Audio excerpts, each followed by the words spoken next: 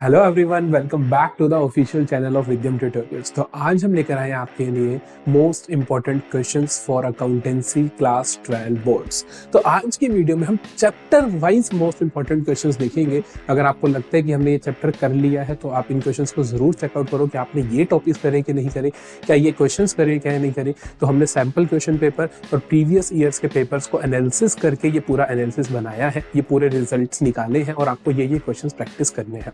मैं आपको गारंटी दे सकता हूं कि 90 से लेके 95% तक का जो आपका बोर्ड का एग्जाम होगा वो डिट्टो इन्हीं टॉपिक्स में से आपको देखने को मिलने वाला है। तो जल्दी से शुरू करते हैं। सबसे पहले हम शुरू करते हैं अपना पार्ट नंबर ए से, जहां पर हमारे पास पार्टनरशिप अकाउंट्स और कंपनी अकाउंट्स के क्वेश्चंस आते हैं। तो यहाँ पर इसकी अगर हम इस बुक की वेटेज की बात करें, जो हमारे पास पहला पार्ट ए होता है, तो यहाँ पे वेटेज की बात करें तो 36 मार्क्स हमारे को पार्टनरशिप में देखने को मिलते हैं और 24 कंपनी अकाउंट्स में से देखने को मिलते हैं। तो हम किस तरीके से इनका ब्रेकअप करें, किस तरीके से हम तैयारी करें सो दैट हमारे 65 प्लस मार्क्स अचीव हो सके। तो जल्दी से शुरू करते हैं। Number 1 chapter that is fundamentals of partnership. तो फंडामेंटल्स ऑफ पार्टनरशिप की हम हर चैप्टर के लिए मैंने आपके लिए यहाँ पे 3 ब्लॉक्स बनाए हैं। नंबर 1 हम देखेंगे उसकी वेटेज कितनी है। आप कोई भी चैप्टर प्रिपेयर करना शुरू करते हो तो आप इसका एनालिसिस करो कि उसकी क्या वेटेज है। सिर्फ वेटेज ही नहीं बताई गई है, यहाँ पे ये भी बताया गया है कि किस टाइप के क्वेश्चंस आपसे पूछे जाएंगे।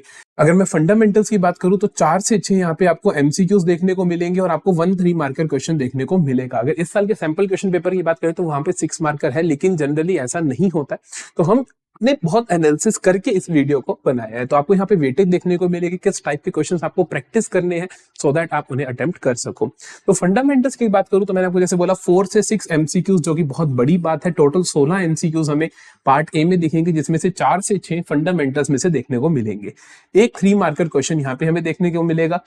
फिर हम बात करते हैं इसके इंपॉर्टेंट टॉपिक्स की। इंपॉर्टेंट टॉपिक्स क्या क्या इंपॉर्टेंट टॉपिक्स है हमारे पास 3 मार्कर के क्वेश्चन के लिए। हमारे पास जो इंपॉर्टेंट टॉपिक्स है that is P&L appropriation account.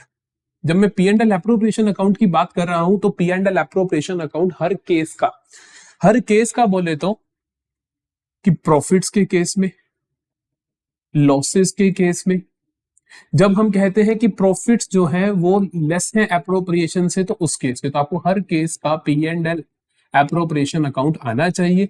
आप वन शॉट वीडियोस देखो, आपको वहां पे कॉन्सेप्ट का पूरा रिवीजन होगा। हमने भी काफी चैप्टर्स के वन शॉट्स अपलोड कर रखे हैं, आप वहां से भी हेल्प ले सकते हो। फिर आता है हमारे पास जो दूसरा 3 मार्कर क्वेश्चन बन सकता है। एक तो बनता है हमारे पास P&L एप्रोप्रिएशन को, एक हमारे पास आ सकता है पास्ट एडजस्टमेंट्स का। मैंने यहाँ पे बेसिक लेवल लिखा कि बेसिक लेवल का कर लोगे तो लगभग सारी एडजस्टमेंट्स आपके जो पेपर में आएंगे आप वो कर पाओगे।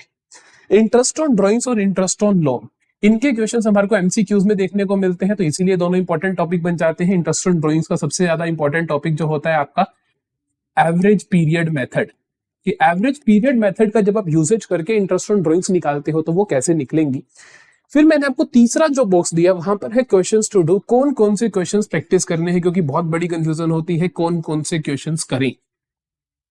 यहां पर जो मेरा रेफरेंस है that is TS Grewal book, उसकी इलस्ट्रेशंस, मैं क्वेश्चंस पे जोर नहीं लगा रहा हूं, इलस्ट्रेशंस पे लगा रहा हूं। इसका रीजन इतना है कि आप ताकि वेरीफाई कर सको आप सही कर रहे हो या गलत कर रहे हो। तो हम टीएस ग्रेवाल की ये इलस्ट्रेशंस आपको यहाँ पर देखने को मिलेंगी और यहाँ पे आपको मिलेगा कि कौन कौन सी इलस्ट्रेशन आपको करनी है। आप सोच रहे होंगे कि ये मैंने यहाँ पे लिखा फिर ये काफी सारे कॉमास आ गए, तो इसका मतलब टॉपिक चेंज, मतलब पहला topic that is P&L appropriation account, तो वो आपको यहां से करना है, ये इलस्ट्रेशंस है। फिर दूसरा टॉपिक इंटरेस्ट ऑन ड्रॉइंग्स के लिए यहां तक इलस्ट्रेशन है। फिर dot dot dot MCQs, interest on loan के लिए आपको एमसीक्यूज प्रैक्टिस करने हैं। यहाँ पे मैंने लिखा भी है attempt all MCQs from back exercise, की बैक एक्सरसाइज से सारे एमसीक्यूज उठा के आपको करने हैं। फिर से गैप, उसके बाद 44 से लेके ये 55 तक जो क्वेश्चंस लिखे हैं ये पास्ट एडजस्टमेंट्स के बेसिक लेवल के क्वेश्चंस हैं। तो हम इस तरीके से सारे चैप्टर्स के बारे में बात करेंगे, क्या क्या इंपॉर्टेंट टॉपिक्स हैं। अगर आप कोई और बुक फॉलो करते हो तो इन इंपॉर्टेंट टॉपिक्स के आपको इलस्ट्रेशंस करने हैं। डीके गोयल फॉलो करते हो तो वहां की इलस्ट्रेशंस करनी है, और यहाँ पर आपको वेटेज देखने को मिलेगी और यहाँ पर टीएस ग्रेवाल के रेफरेंस से कौन कौन सी इलस्ट्रेशंस आपको करनी है। तो फंडामेंटल्स को आप यहां से करोगे। फिर आता है हमारे पास गुडविल। कई बार हमें लगता है कि गुडविल की अगर वेटेज देखें तो डायरेक्टली यहां से जो क्वेश्चन आता है वो एक 3 मार्कर आता है। एमसीक्यू कभी आता है कभी नहीं आता, कोई श्योरिटी नहीं होती। ये पक्का है आएगा ही आएगा। तो जो आपके पास 1-3 मार्कर क्वेश्चन आएगा तो हम सोचते हैं कि पूरा चैप्टर क्यों करना, लेकिन ध्यान रखना कि ये चैप्टर मोस्ट इंपॉर्टेंट है। क्यों? क्योंकि बाकी जो चैप्टर्स हैं उनका बेस है ये चेंज इन पीएसआर। तो वहां पे आपसे गुडविल कैलकुलेशन करवाई जा सकती है, आपसे रिटायरमेंट के वक्त गुडविल कैलकुलेट करवाई जा सकती है। तो इसीलिए इसके मेथड करने बहुत इंपॉर्टेंट है। ये चैप्टर आपको कंप्लीट करना है, including capital employed. Capital employed वाला टॉपिक नहीं छोड़ना है। इसके आपके बुक में 2 एग्जांपल्स दिए हैं, वो दोनों जरूर करने हैं। फिर से आप वन शॉट्स देखोगे, वहां पे भी आपको ये टॉपिक मिल जाएगा, तो आपने वो भी जरूर वहां से भी देख सकते हो। तो आपको आपकी बुक में एग्जांपल्स दिए हैं, आपको वहां से कर सकते हो, वन शॉट वीडियोस देख सकते हो, वहां भी आपको ये टॉपिक मिल जाएगा। तो कैपिटल एम्प्लॉयड छोड़ना नहीं है। जो एसेट साइड अप्रोच होती है और लायबिलिटी साइड अप्रोच होती है, दोनों आनी चाहिए। क्वेश्चंस प्रैक्टिस करने के लिए सारी इलस्ट्रेशंस करनी है। फिर भी मैंने मोस्ट इंपॉर्टेंट मार्क कर रखी है, आप इनको जरूर कर लीजिए। जब मैं मोस्ट इंपॉर्टेंट लिखता हूं तो इसका मतलब है कि ये सारी इलस्ट्रेशंस करने के बाद पूरा चैप्टर आपका निकल जाएगा। जो सिमिलर काइंड ऑफ इलस्ट्रेशंस है वो मैंने बाहर निकाल दी है, दैट्स इट। फिर आता है हमारे पास तीसरा chapter, that is change in PSR. Change in PSR की भी अगर हम बात करें तो यहां से भी आपको 1 3 मार्कर देखने को मिलता है और एक एमसीक्यू जरूर देखने को मिलता है। तो टोटल वेटेज इस चैप्टर की हमारे पास 4 नंबर की है। बात करें कि यहां से कौन कौन से टॉपिक्स करने हैं और कौन कौन से टॉपिक्स नहीं करने हैं। देखो, वैसे आपको फिर से मैं करूं सारे टॉपिक्स करने हैं, बट आपको सीक्वेंस फॉलो करनी है कि पहले हम 85 प्लस पे पहुंच जाए, फिर हम 95 प्लस 100 की ओर बढ़ने चले जाएंगे। तो यहाँ पर आपको इंपॉर्टेंट टॉपिक्स क्या है, नंबर 1 पे आपके पास है रेशो, कि रेशो वाले क्वेश्चंस जो होते हैं कि चेंज इन पीएसआर से गेनिंग रेशो क्या है, सैक्रिफाइसिंग रेशो क्या है, न्यू रेशो क्या है, ओल्ड रेशो क्या है। गुडविल का ट्रीटमेंट, गुडविल का ट्रीटमेंट कभी बदलता नहीं है, बहुत आसान होता है। यहाँ पे आपको वैल्यूड गुडविल और ऑलरेडी अपीयरिंग गुडविल दोनों का करना है। तो मतलब ऑलरेडी अपीयरिंग जो गुडविल है उसका ट्रीटमेंट भी करना है, वैल्यूड का भी करना है। वैल्यूड का होता है गेनिंग टू सैक्रिफाइसिंग, हम अच्छी तरह से जानते हैं। एडमिशन में थोड़ा सा बदलाव हो जाता है, लेकिन एडमिशन में पूरा चैप्टर स्किप करवा दूंगा आपको। सो ऑलरेडी अपीयरिंग गुडविल हम ओल्ड पार्टनर्स में बांट देते हैं, उनसे राइट ऑफ कर देते हैं। रिवैल्यूएशन, रिवैल्यूएशन अकाउंट कैसे बनता है, रिवैल्यूएशन एडजस्टमेंट वाला ट्रीटमेंट कैसे होता है, क्योंकि यहां जो 3 मार्कर क्वेश्चन आना है, जनरली ये जो क्वेश्चन आता है इसके अंदर हमारे को एक तो गुडविल का ट्रीटमेंट मिलता है, एक तो हमें गुडविल का ट्रीटमेंट मिलता है, प्लस हमें मिलता है एक आधी और आइटम, या तो रिवैल्यूएशन की कोई एक आधी आइटम होगी या फिर अदर आइटम्स। अदर आइटम्स का मतलब जैसे कि P&L का क्रेडिट बैलेंस या फिर debit balance, investment fluctuation reserve, workman compensation reserve, general reserve, advertisement suspense account, इनके ट्रीटमेंट्स। तो इनमें से किसी का ट्रीटमेंट आपको जनरली मिल सकता है, गुडविल का ट्रीटमेंट प्लस एक चीज का इनमें से ट्रीटमेंट, या फिर पूरा सिर्फ एक क्वेश्चन आ जाता है WCR का, कि WCR के केसेस दे दिए आपको और उसके ट्रीटमेंट, इन्वेस्टमेंट फ्लक्चुएशन रिजर्व के आपको केसेस दे दिए उसके ट्रीटमेंट। तो यहां से आप 3 मार्क्स आराम से अचीव कर सकते हो। ये ट्रीटमेंट्स आपको करने हैं। फिर से मैं इसलिए बोल रहा हूं क्योंकि रिटायरमेंट में ये सारे के सारे ट्रीटमेंट्स हमारे काम आने, तो इसलिए आपको ये जरूर करने हैं। क्वेश्चंस कहां से कहां करने हैं, 1 से 20। मैंने बाकी इलस्ट्रेशंस क्यों छोड़ी हैं, क्योंकि वो फुल फ्लेज क्वेश्चन है, तो फुल फ्लेज क्वेश्चन यहां से नहीं पूछा जाता है। 6 मार्कर क्वेश्चन आपसे यहां से नहीं पूछा जाएगा, तो प्रैक्टिस करने का भी कोई फायदा नहीं है, तो आप उसको पूरी तरीके से स्किप कर सकते हो। अगले पे चलते हैं एडमिशन। एडमिशन की अगर मैं वेटेज की बात करूं तो इसकी वेटेज जनरली हमें दिखती है 1 से 2 MCQs और 1 6 मार्कर। और हुआ तो इस बार ऐसा कि इस बार का जो सैंपल क्वेश्चन पेपर है वहां पर 6 मार्कर एडमिशन से देखने को ही नहीं मिल रहा। ये तो बहुत रेयर केस होता है, ऐसा नहीं होता। बेसिकली एडमिशन और रिटायरमेंट की ही ऑप्शन आती है। तो यहाँ पर हम एक जो 6 मार्कर आएगा तो ऑप्शनल में आएगा, तो इसीलिए हम वहां पे रिटायरमेंट का सवाल कर देंगे, तो इसको हम छोड़ सकते हैं। 1 या 2 MCQ आएंगे, वो जनरली रेशो के आते हैं या फिर प्रीमियम फॉर गुडविल के आते हैं। या तो आप पूरा चैप्टर स्किप कर दो, फिर भी अगर आपको टाइम लगता है तो आप प्रीमियम फॉर गुडविल जरूर कर लो। और उसके लिए मैंने इलस्ट्रेशंस भी आपके लिए मेंशन कर दिए कि 20 से 29 इलस्ट्रेशंस आप रेफर कर लीजिए, वो वाले सभी अटेम्प्ट कर लीजिए, प्रीमियम फॉर गुडविल आपका डन हो जाएगा। चलते हैं अगले, रिटायरमेंट और death, the most important chapter. I am saying the most important chapter, retirement and death. NCERT में रिटायरमेंट डेथ एक ही चैप्टर होता है, हमारी टीएस अग्रवाल में अलग है, तो वो कोई बड़ी बात नहीं है, लेकिन टॉपिक्स काफी सिमिलर होते हैं। वेटे देखते हैं जल्दी से। वेटे देखिए, 1 से 2 MCQ, ये ज्यादा भी हो सकते हैं। 1 6 मार्कर कंफर्म्ड है। एक और क्वेश्चन आएगा जो या तो 4 मार्कर होगा या 6 मार्कर होगा। अगर वो 6 मार्कर हुआ तो 4 मार्कर डिसोल्यूशन का आएगा।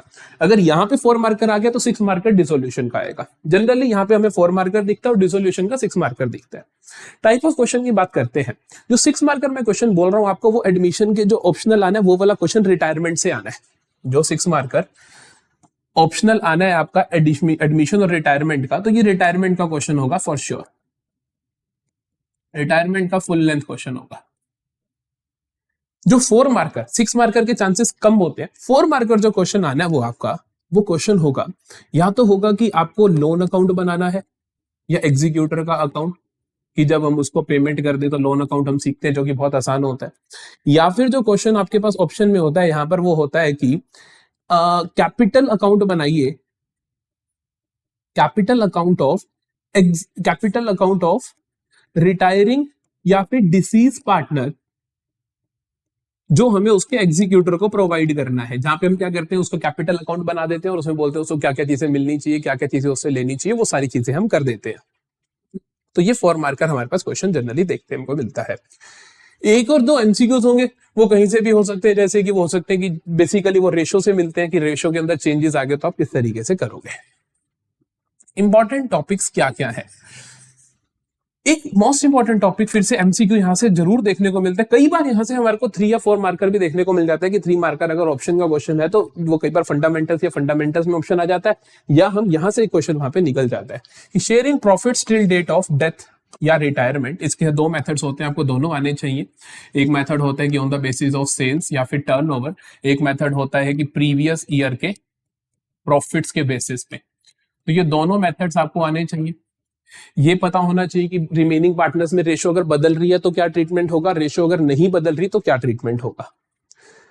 Loan executor account most probable question होता है 4 मार्कर के लिए, या फिर retiring disease partners capital account जो आप रेंडर कर देते हो एग्जीक्यूटर को, तो इन दोनों में से 4 नंबर में एक क्वेश्चन आपको देखने को जरूर मिलेगा। फुल फ्लेज क्वेश्चन आपको 6 मार्कर देखने को मिलेगा। एडजस्टमेंट ऑफ कैपिटल को आप स्किप कर सकते हो।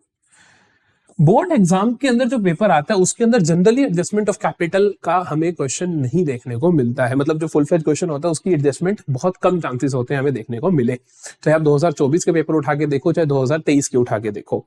लेकिन इस साल का एसक्यूपी जो सैंपल क्वेश्चन पेपर आया उसके अंदर एडजस्टमेंट दी गई है, 2024 के सैंपल पेपर में भी थी लेकिन फाइनल में नहीं आई, तो आप इसको स्किप कर सकते हो। ज्यादा से ज्यादा नहीं भी आती होगी तो एक आधा मार्क आपका डिडक्ट हो जाएगा। तो हम इसकी क्वेश्चंस की प्रैक्टिस करनी कहां से है। डेथ के ये जो इलस्ट्रेशंस हैं ये टॉपिक नंबर 1 से डील करते हैं कि शेयर इन प्रॉफिट्स, ये है कि जी प्रॉफिट्स लॉस का शेयर निकालने के लिए आपको ये क्वेश्चंस डिस्कस करने हैं। और रिटायरमेंट में जो सेम क्वेश्चन आपको 49 50 देखने को मिलेंगे। ध्यान रखना ये सारी इलस्ट्रेशंस है, मतलब आप प्रैक्टिकल प्रॉब्लम से मत चले जाना कि सर ये तो कुछ हो रही है आपने कुछ और बता दिया, तो ये इलस्ट्रेशंस है। तो ये जो प्रॉफिट लॉस के टॉपिक्स है ये आपको रिटायरमेंट में 2 देखने को मिलेंगे और डेथ में आपको ये देखने को मिलेंगी। लोन एग्जीक्यूटर का अकाउंट की उसकी टोटल पेमेंट कर देने तक का अकाउंट।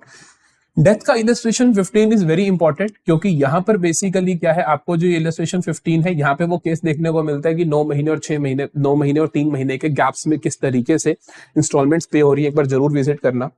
और ये 3 क्वेश्चंस भी आपके इसी को दिखाते हैं, लोन अकाउंट को। ये इसका बेसिक लेवल है लोन अकाउंट का और जनरली यही पूछा जाता है। और अगर आप थोड़ा एडवांस देखना चाहो तो 15th वाला question of illustration of death. फिर है 33, ये क्या है, 33 के अंदर हमारे को ये वाला टाइप मिलेगा कि रिटायरिंग डिसीज पार्टनर का कैपिटल अकाउंट जो हमने उसके एग्जीक्यूटर को देना है, ये रिटायरमेंट का 33। और यहाँ पे आपको 12, 13, 14 इसकी ज्यादा अच्छी प्रैक्टिस ये 3 क्वेश्चन रहेगी। फिर उसके बाद फुल फ्लेज क्वेश्चन के लिए अगर आप ये 3 क्वेश्चन अच्छे से कर लोगे, इनका अच्छा एनालिसिस कर लोगे तो आपका फुल फ्लेज क्वेश्चन गलत नहीं होगा। लेकिन ये तीनों इलस्ट्रेशंस को बहुत ध्यान से देखना है, बहुत ध्यान से करना है। 44 के अंदर एडजस्टमेंट ऑफ कैपिटल का पॉइंट भी है, तो आप वो भी सीख जाओगे। तो ये हो गया रिटायरमेंट एंड डेथ। प्लीज ध्यान रखना आपको सबसे ज्यादा फोकस जो लगाना है पूरी पार्टनरशिप की बुक में वो रिटायरमेंट एंड डेथ पे लगाना है, क्योंकि आप इसकी वेटेज देखिएगा। वेटेज की बात करें तो इसकी वेटेज हमारे पास कम से कम 6 + 4 10 + 2 12, कम से कम 12 मार्क्स की वेटेज है, अप टू 14 मार्क्स इसकी वेटेज जा सकती है। तो प्लीज इसका खास ध्यान रखना।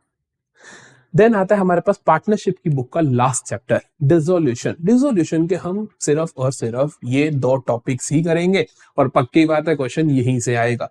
जो इसका एमसीक्यू आएगा वो जनरली रियलाइजेशन एक्सपेंस से रिलेटेड क्वेश्चन होता है, तो रियलाइजेशन एक्सपेंस के लिए आप इलस्ट्रेशन नंबर 7 कर लेना, उसके बाहर करने की कोई जरूरत नहीं है, वो समझ आ जाए तो बहुत अच्छी बात है, उसके अलावा कुछ नहीं करना। तो illustration number 7 is for realisation expenses की जनरल एंट्रीज। और जो 6 मार्कर या 4 मार्कर क्वेश्चन आता है, ज्यादातर हम देखते हैं कि यहां से हमारे को 6 मार्कर देखने को मिलता है, तो वो जो क्वेश्चन मिलेगा उसके अंदर आपको बनाना होता है रियलाइजेशन अकाउंट। रियलाइजेशन अकाउंट देखो 6 मार्कर आएगा, कुछ ना आता हो तब भी आपको कुछ खास नहीं करना होता। रियलाइजेशन अकाउंट बनाया, रियलाइजेशन अकाउंट बनाया, डेबिट में सारी एसेट्स लिख दी, वैसे तो आप रूल्स पढ़ के जाओगे तो आपको पता होगा कौन सी नहीं लिखनी। यहाँ पे सारी लाइबिलिटीज लिख दी, फिर इनको इधर बेच दिया, इनको इधर बेच दिया, बात ही खत्म। तो ये बहुत ही आसान टॉपिक हमारे लिए रहता है, तो आपको ये जरूर करना है। और ये 6 मार्कर क्वेश्चन जो होता है ये टाइम कंज्यूमिंग नहीं होता है, ये टाइम कंज्यूमिंग नहीं होता, तो इसीलिए आपकी प्रेफरेंस रहनी चाहिए कि आप ये क्वेश्चन तो जरूर करके आ रहे हो। बेसिक क्वेश्चंस के लिए, थोड़े एमसीक्यूज की प्रैक्टिस के लिए 5, 7, 9 आपको देखने को मिलेंगे, और ये फुल फ्लेज क्वेश्चन जो रियलाइजेशन अकाउंट के क्वेश्चंस है वो आपके यहां से कवर हो जाएंगे। तो ये इलस्ट्रेशंस करोगे तो फिर से ये पूरा चैप्टर ओवरव्यू आपको मिल जाएगा। शुरू करते हैं। इशू ऑफ शेयर्स और इशू ऑफ डिवेंचर्स की अगर मैं बात करूं तो इशू ऑफ शेयर्स फिर से द मोस्ट इंपॉर्टेंट। मैंने एक रिटायरमेंट डेथ के लिए बोला, एक मैं बोल रहा हूं जो सेकंड हाईएस्ट वेटेज या मैं कहूं उसके बराबर की वेटेज आपको इशू ऑफ शेयर से देखने को मिलती है। देखिएगा 6, 4, 10, 3, 13 तो पक्का है, से 16, क्योंकि इशू ऑफ शेयर्स और इशू ऑफ डिबेंचर्स 24 नंबर के आने हैं, तो 13 से 16 हमें इशू ऑफ शेयर्स देखने को मिलता है। क्यों भाई? 3 एमसीक्यू गारंटी है, एक 6 मार्कर गारंटी है, एक 4 मार्कर गारंटी है, एक 3 मार्कर ऑप्शनल आता है इशू ऑफ डिबेंचर्स के साथ, तो हमारे को वो भी देखने को मिलता है। तो अब बात यह है कि करना तो सर ये कंप्लीट चैप्टर है। मैंने लिखा कि इंपॉर्टेंट टॉपिक्स की बात करूं तो कंप्लीट चैप्टर करना है। कंप्लीट चैप्टर करने बैठोगे तो यूल सी बहुत सारे इलस्ट्रेशन, आई थिंक 65 के आसपास टोटल इलस्ट्रेशन है, सारे नहीं कर सकते हो। तो उसमें से मैंने मोस्ट इंपॉर्टेंट 19 इलस्ट्रेशन आपके लिए निकाल के रख दिए हैं। मोस्ट इंपॉर्टेंट ये 19 इलस्ट्रेशन है, तो आप इन पे सबसे ज्यादा फोकस करोगे। अगर आपके ये हो जाते हैं तो आप मान के चलो आप सारे टॉपिक्स आराम से कवर कर लोगे। बैलेंस शीट जरूर करना। इस बार के सैंपल क्वेश्चन पेपर में बैलेंस शीट नहीं देखने को मिली है, लेकिन बोर्ड एग्जाम में मिलने के पूरे चांस है। हर साल आती है, कभी ऐसा नहीं होता बैलेंस शीट ना आए। जो 4 मार्कर क्वेश्चन होता है वो बैलेंस शीट का होता है। बैलेंस शीट के लिए कौन कौन से क्वेश्चन अटेम्प्ट करने हैं? ये 4 इलस्ट्रेशन, ये 4 इलस्ट्रेशन अगर आपको आते हैं अच्छे से टीएस लेवल से, तो आपके बैलेंस शीट डन है, आपको कुछ और नहीं करना है। और जो आपके पास ये 6 मार्कर क्वेश्चन आता है, ये फुल फ्लेज क्वेश्चन आता है। इस बार हमने देखा केस स्टडी बेस्ड टाइप आया था कि सिर्फ अमाउंट्स कैलकुलेट करने थे, उसके लिए भी ये क्वेश्चंस आपके लिए बिल्कुल सही रहेंगे, ये जितने भी क्वेश्चंस मेंशन्ड है। फॉर फीचर और री इशू स्पेसिफिकली इन टॉपिक्स के लिए ये 4 क्वेश्चंस, क्योंकि ये 3 मार्कर जो ऑप्शनल आता है, यहाँ पर बहुत सारे चांसेस होते हैं कि जो आपको क्वेश्चन देखने को मिलेगा वो for feature and re issue का देखने को मिलना है। तो यहां से आपका इशू ऑफ शेयर्स अच्छे से डन हो जाएगा। ये 19 के 19 इलस्ट्रेशंस आपको बहुत अच्छे से करने हैं। आगे चलते हैं issue of debentures. Issue of debentures अगर हम वेटेज के बारे में बात करें तो इसकी वेटेज हमें आप देख सकते हो, एक एमसीक्यू, एक 6 मार्कर, ये तो कंपलसरी है, मैंडेटरी है, आएंगे ही आएंगे, और साथ ही में एक 3 मार्कर ऑप्शनल। तो ये कई बार ऑप्शनल जो होता है शेयर्स वाले के साथ आ जाता है, कई बार इसका ऑप्शनल हम पार्टनरशिप के साथ भी देख लेते हैं। तो ये इसकी वेटेज 6 मार्कर जो क्वेश्चन आना है गारंटेड, वो क्वेश्चन आना है issue with conditions on redemption. पक्की बात है यही क्वेश्चन आएगा, इसके अलावा कोई क्वेश्चन नहीं आ सकता है। तो issue with conditions on redemption, जैसे कि आप देखते हो 6 केसेस, ये डिबेंचर इशू किया जा सकता है डिस्काउंट पे, पार पे, प्रीमियम पे, रिडीम किया जा सकता है पार पे या प्रीमियम पे। तो टोटल 6 केसेस बनते हैं, ये आपको बहुत अच्छे से आने चाहिए। इसके रेफरेंस के इलस्ट्रेशन है 37 से 44। आपकी बुक में जितने भी इलस्ट्रेशन है सारे के सारे करने हैं इस टॉपिक से रिलेटेड, क्योंकि पक्का है ये क्वेश्चन 6 नंबर का आएगा ही आएगा। तो issue with conditions on redemption is the most important. 6 number आपके यहाँ पर पक्के हो चले जाएंगे। फिर आता है issue for consideration other than cash. बाकी अगर टॉपिक्स देखो तो या एज कोलेटरल सिक्योरिटी, ये भी कई बार 3 मार्कर में देखने को मिल जाता है, या कई बार ये। तो इनके रेफरेंस इलस्ट्रेशंस आपके पास ये है। Issue for of debenture for consideration other than cash ये रहा। ये टॉपिक आप शेयर्स में भी करके आते हो, तो यहाँ पे आपको करने में ज्यादा डिफिकल्टी नहीं होती है। ये जो 26 इलस्ट्रेशन है that is for collateral security. सिर्फ एक ही इलस्ट्रेशन कर लेना, आपको समझ आ जाएगी, और आएगा तो वो डिट्टो उसी काइंड का क्वेश्चन आ जाएगा। Part B of the paper पर चलते हैं। तो जो पार्ट बी ऑफ पेपर होता है एनालिसिस ऑफ फाइनेंशियल स्टेटमेंट्स, जिसके अंदर हमारे पास जो वेटेज होती है that is of 20 marks. 20 marks की टोटल वेटेज है इस बुक की हमारे पास, जिसमें से 12 नंबर के रेस्ट ऑफ द चैप्टर्स और 8 नंबर का सीएफएस कैश फ्लो स्टेटमेंट आता है। जल्दी से देखते हैं इस 20 में से किस तरीके से हम 17 प्लस अचीव करने वाले हैं। तो देखो फाइनेंशियल स्टेटमेंट जो आपका पहला चैप्टर है, financial statements of a company, वहां पे आपके पास एक 3 मार्कर क्वेश्चन आना है 100% और एक एमसीक्यू भी आने के चांस होते हैं। जो 3 मार्कर क्वेश्चन आना है वो 100% क्वेश्चन जो होगा वो क्या होगा, हेड सब हेड्स वाला होगा। जो मैं बातें बोल रहा हूँ आप क्रॉस चेक कर सकते हो, चाहे अपने सैंपल पेपर्स उठा के देख लो या स्कूल के प्री बोर्ड्स उठा के देख लो। तो जो 3 मार्कर क्वेश्चन आना है वो पक्की बात है एक हेड सब हेड वाला आना है कि जी ये वाली चीज कहाँ जाती है, जो हमारे पास रिजर्व एंड सरप्लस है वो कहाँ पे शो होते हैं, जो हमारा वर्कमैन कंपनसेशन रिजर्व है या कैपिटल रिडम्पशन रिजर्व है कहाँ पे आता है। तो ये हेड सब हेड वाला क्वेश्चन जरूर आना है। तैयारी कहाँ से करना है, डू इलस्ट्रेशंस ओनली। जितनी भी आपकी किताब के अंदर इलस्ट्रेशंस है वो सारी की सारी कर दो। चैप्टर की थ्योरी आपको कुछ नहीं पढ़नी, आपको चैप्टर की थ्योरी में एक अक्षर भी नहीं पढ़ना, सिर्फ और सिर्फ सारी इलस्ट्रेशंस कर दो, वहीं से समझ आ जाएगा। बैलेंस शीट का फॉर्मेट रीड कर लो, क्वेश्चन हो जाएगा। अगले पे मूव करते हैं। सो उसके बाद है हमारे पास tools, comparative statement and common size statement. जिसने अकाउंट्स की शक्ल भी नहीं देखी वो भी ये क्वेश्चन कभी गलत नहीं करता होता। 3 से 4 नंबर की वेटेज होती है, कई बार ये 4 नंबर में देखने को मिलता है क्वेश्चन और ये कई बार 3 नंबर में देखने को मिलता है। तो ये क्वेश्चन तो आप गलत कर ही नहीं सकते हो। आपको कुछ नहीं करना इसके लिए, कभी आता ही नहीं एमसी, कभी एक आ जाता है 3 मार्कर या फिर कई बार 4 मार्कर, 3 या 4 में से 1 मार्कर क्वेश्चन ये आ जाता है। यहां पर इंपॉर्टेंट कुछ नहीं है भाई, आपको 1 question of each type. Each type का मतलब क्या है, देखो कॉमन साइज स्टेटमेंट जब बना रहे हो तो कॉमन साइज की आपने एक तो बैलेंस शीट कर लेनी है कि कॉमन साइज बैलेंस शीट कैसे दिखती है। एक कॉमन साइज की आपने क्या कर लेनी है, statement of profit and loss. Please एक चीज का ध्यान रखना है, सबसे ज्यादा जो आपको इस पर्टिकुलर टाइप ऑफ क्वेश्चन में देखना है वो देखना है कि आप फॉर्मेट सही बना रहे हो। फॉर्मेट इज मोस्ट इंपॉर्टेंट कीजिए, फॉर्मेट एग्जैक्टली सेम होना चाहिए। ये नंबर पक्का मिलेंगे आपको। 5 इलस्ट्रेशंस बता रहा हूं, ये जरूर कर लेना, 1, 2, 4, 10, 12। तो इन 5 से आपके ये चारों का एक एक टाइप कवर हो जाएगा और एक एक्स्ट्रा क्वेश्चन भी हो जाएगा, तो आप गलती नहीं करोगे।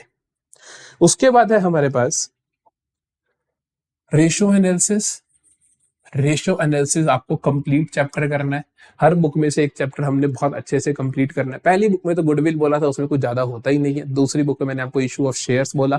तीसरी बुक में जो मैं आपको चैप्टर बोल रहा हूँ that is ratio analysis, complete करना है। यहाँ पे आपको क्या देखने को मिलेगा, एक 3 या 4 मार्कर क्वेश्चन मिलेगा, 1 से 2 आपको एमसीक्यूज देखने को मिलेंगे। यहां पर आपको अगर आप अपनी बुक देखोगे तो 142 समथिंग या इससे ज्यादा आपके पास जो टोटल इलस्ट्रेशंस है, आपको सारी की सारी नहीं करनी है, सेम काइंड को आपने छोड़ देना है। तैयारी करनी कैसे है, पहले आपको इसके अच्छे से नोट्स बना लेने हैं, फिर इसके क्वेश्चंस अटेम्प्ट करने शुरू कर देने हैं। फिर आता है हमारे पास cash flow statement, CFS last में करना है। जब सारी तैयारी हो जाए, लगे कि अब हो गया है, तब आपको सीएफएस पे पहुंच जाना है। तो सीएफएस पे जब पहुंचोगे तो सीएफएस पे फिर से शुरुआत कैसे करनी है। वेटेज देखिए अगर हम इसकी, तो एक 3 या 4 मार्क और ऑप्शनल आएगा कि ऑप्शनल आता है बेसिकली रेशियो एनालिसिस वाले क्वेश्चन के साथ। 6 मार्कर मैंडेटरी है, उसके बिना पेपर नहीं बन सकता। 2 एमसीक्यू आएंगे ही आएंगे। सो इंपॉर्टेंट क्वेश्चन, सबसे पहले आपका इंपॉर्टेंट कॉन्सेप्ट आता है cash flow from operating activities. Most probably आपके पास जो 6 नंबर का क्वेश्चन आएगा उसके अंदर ज्यादातर फोकस जो दिया गया होगा ऑपरेटिंग एक्टिविटी पे दिया गया होगा। तो इसका फॉर्मेट बहुत अच्छे से आना चाहिए, आपको सारी आइटम्स याद होनी चाहिए। अकाउंट्स ऑफ फिक्स्ड एसेट्स कि जी डेप्रिसिएशन का अकाउंट कैसे बनेगा, मशीनरी का अकाउंट कैसे बनेगा, एक्यूमुलेटेड डेप्रिसिएशन का अकाउंट कैसे बनेगा, उन सब के बैलेंसेस जाते कहां पर है, वो भी बहुत इंपॉर्टेंट है। फिर उसके बाद आप रेस्ट ऑफ द चैप्टर करोगे जो कि बिल्कुल आसान है। इन्वेस्टिंग एक्टिविटी है या फाइनेंसिंग एक्टिविटी है, 7-8 आइटम्स होती हैं टोटल, हमें पता होता है कि कौन से पैसा आ रहा है, किन से पैसा जा रहा है। क्वेश्चंस टू डू, फिर से पूरे चैप्टर को करना है लाइक तरीके से, उसमें से कौन कौन से क्वेश्चंस हमें करने हैं। तो शुरुआत करोगे आप यहां से, क्योंकि ये हेल्प करेंगे। देखो पहले 15 इलस्ट्रेशन जो आपके हैं लगभग, वो आपको बताते हैं is this a financing activity, ये वाली कौन सी एक्टिविटी है, ये वाली ऑपरेटिंग एक्टिविटी है, तो वो हमें बताते हैं। तो आप उनको रीड आउट कर सकते हो क्योंकि जो एमसीक्यू आएगा वहीं से आएगा, लेकिन जब आप ये सारे सवाल कर लोगे तो ऑटोमेटिकली आपको समझ आ जाएगा कौन सी एक्टिविटी कौन सी होती है। अब देखते हैं ये जो क्वेश्चंस है हमारे पास, आपको इसी सीक्वेंस में करने हैं। इसी सीक्वेंस में क्यों करने हैं, क्योंकि यहां से आपको ऑपरेटिंग एक्टिविटी खत्म होगा, यहाँ पे आप सीखोगे इन्वेस्टिंग एक्टिविटी। ये क्वेश्चंस जो होंगे आपके इन्वेस्टिंग एक्टिविटी के होंगे, जहां पे आपको अकाउंट्स बनाने हैं, जो मैं आपको सिखाना चाह रहा हूँ। ये होंगे आपके पास फाइनेंसिंग एक्टिविटी के, जो कि बहुत आसान है। और ये 54, 56, 60 ये है हमारे पास फुल फ्लेज क्वेश्चन। ये है हमारे पास फुल फ्लेज, जहां पे आपको operating activity, investing activity, financing activity तीनों का कैश फ्लो स्टेटमेंट बनाकर, पूरा फॉर्मेट बनाकर आना है। तो ये रहेगा हमारा पूरा सिनेरियो कि कौन कौन से चैप्टर में क्या क्या वेटेज रहने वाली है, क्या क्या इंपॉर्टेंट टॉपिक्स है, कौन कौन से क्वेश्चंस आपको करने हैं। आप जब अपनी तैयारी कर रहे हो, लास्ट के 20-21 दिन बचे हैं, तो आप प्लीज फोकस करो कि ये सारा मटेरियल आप खत्म कर रहे हो। फिर हमारे पास 19 मार्च, अगर कॉमर्स के स्टूडेंट 19 मार्च के बाद जो 26 मार्च तक का ब्रेक होने वाला है, वहां पे हम रेस्ट ऑफ द चीजें कंप्लीट करेंगे। तो प्लीज अपना फोकस यहाँ पे रखो। किसी भी चैप्टर को प्रिपेयर करने के लिए सबसे पहला स्टेप आपको क्या करना है, पहला स्टेप आप उसके नोट्स बनाओ कि जो आपके टीचर ने पढ़ाया, आपको वन शॉट वीडियो सुनी है आपने, तो उसमें क्या क्या बातें हैं, क्या क्या कॉन्सेप्ट है, कॉन्सेप्ट नोट्स बनाओ, उन्हें रीड करो, याद करो। फिर आप उससे रिलेटेड इलस्ट्रेशन, सॉल्व्ड क्वेश्चन, ताकि आपको सॉल्यूशन मिल सके, वो क्वेश्चंस आप प्रैक्टिस करो। फिर आप देखो कि उसके पीवाईक्यूज क्या हैं, आप सैंपल पेपर देख सकते हो, हमने भी पीवाईक्यूज की वीडियोस डाली हुई है, आप वहां से भी हेल्प ले सकते हो। So very good luck to all of you. कोई भी डाउट हो किसी भी चीज में तो आप लोग कमेंट सेक्शन में पूछ सकते हो। Thank you and bye bye.